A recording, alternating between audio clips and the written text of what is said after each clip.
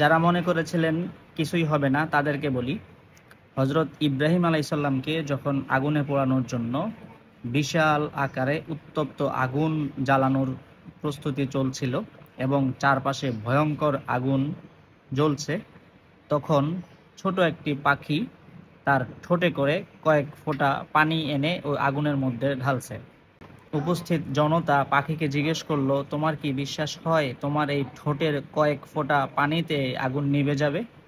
তখন পাখিটি শান্তভাবে বলল, আমি জানি আমার এই ঠোঁটের কয়েক ফোঁটা পানিতে আগুন নিভবে না, তবে আমি জানাতে চাই যে আমি জালেমের পক্ষে না, আমি মজলুমের পক্ষে, আমি জালেমের বিপক্ষে অবস্থান নিয়েছি। কিয়ামতের দিন যখন আমার রব জিজ্ঞেস করবে তুমি কি করেছিলে, তখন আমি অন্তত বলতে পারবো যে আমি অন্যায়ের বিরুদ্ধে অবস্থান নিয়েছিলাম। আজকে গাজায়, ফিলিস্তিনে নিষ্পাপ শিশুদেরকে হত্যা করা হচ্ছে, হাসপাতালের ছাদ ভেঙে পড়ছে, বোমার বিস্ফোরণে মানুষ পাখির মতো আকাশে বাতাসে উঠছে, আকাশ বাতাস মানুষের আর্তনাদে কেঁপে উঠছে।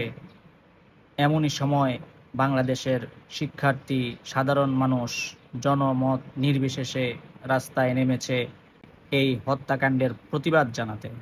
হয়তোবা এতে করে ইসরায়েলের কোনো ক্ষতি হবে না কিংবা যুদ্ধ থেমে যাবে না, কিন্তু আমাদের অবস্থান ইতিহাসে লেখা থাকবে, আমরা নীরব ছিলাম না, আমরা অন্যায়ের বিরুদ্ধে ছিলাম, আমরা মানবতার পক্ষে ছিলাম।